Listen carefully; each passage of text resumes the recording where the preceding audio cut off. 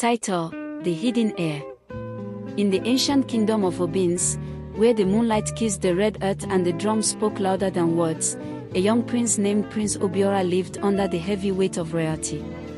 Obiora was the only son of King Izianiai, a strong and respected ruler whose voice commanded both fear and honor.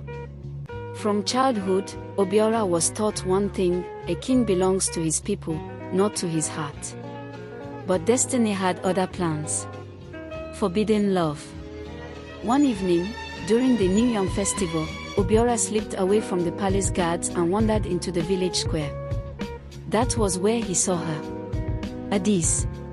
A humble maiden, clothed in simplicity, yet her beauty carried a quiet fire. She was not from a royal lineage, just the daughter of a poor palm wine tapper. Their eyes met. And in that moment, the prince forgot he was a prince. Days turned into weeks, and weeks into months.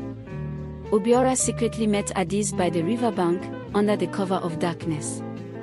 There, away from the crown and expectations, he was just a man in love. But love, when hidden, often carries consequences. Adis became pregnant. A secret buried. Fear gripped Obiora. He knew his father would never accept her. A prince marrying a poor maiden. It would bring shame to the throne. So he made a painful choice. He distanced himself. He stopped coming to the river. He never sent for her. Adis waited, and waited, until hope turned into heartbreak. When her pregnancy became visible, the villagers mocked her. With no support, she quietly left Obins one night, disappearing into a distant land. She gave birth to a baby boy and named him Chinedu, God leads. A crown without joy. Years later, King Iziania grew old. It is time, he told Obiora. You must marry a woman worthy of the throne. Obiora resisted at first. I have someone I love, he confessed. But the king was firm. That love is not for a king. Under pressure, Obiora was forced to marry Queen Lolo Amoka, a woman of noble birth. Soon after, King Izianiai died, and Obiora ascended the throne as King Obiora I. But his heart was never at peace. The empty palace Japanese castle. Years passed.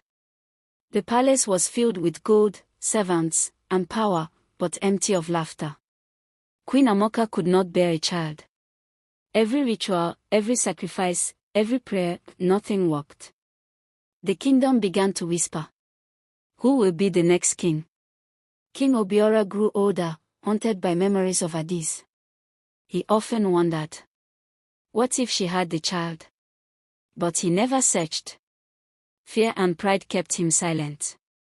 The king's death coffin. When King Obiora finally died, the kingdom fell into confusion. There was no heir. No prince. No successor. The elders gathered, and the chief priest, an old man believed to speak for the gods, was summoned. After days of silence and rituals, he spoke. The king has a son. Shock filled the palace. A son, the elders asked. Yes, the priest continued. A son born in secret. He lives, but not in this kingdom. The search magnifying glass stated left. Messengers were sent across villages, forests, and distant lands. After a long and difficult search, they found him. Not in a palace. Not among nobles. But in a poor settlement. A young man named Chinedu, dirty from labor, humble in speech, and unaware of his royal blood. He had suffered. He had struggled. He had lived like nothing the son of a king should endure. And his mother, Adis, was old, weak, but still alive. The truth revealed crying face. When they told Chinedu who he was, he refused at first. I am no prince, he said. I am just a poor man trying to survive. But when Adis confirmed the truth, tears filled his eyes. All the pain. All the absence. All the unanswered questions. Finally made sense. The rise of a true king crown sparkles. Chinedu was brought back to Obins. The same kingdom that once rejected his mother now welcomed him with drums and dances. He was crowned king. Not because he was born into luxury, but because he understood pain, humility, and the true value of life. As King Chinedu sat on the throne, he made one promise. I will be the king my father could not be. Moral of the story. What is hidden will one day be revealed.